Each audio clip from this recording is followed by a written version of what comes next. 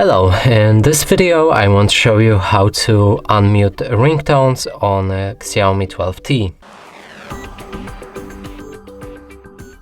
And to do this you need to click on the volume down or volume up button.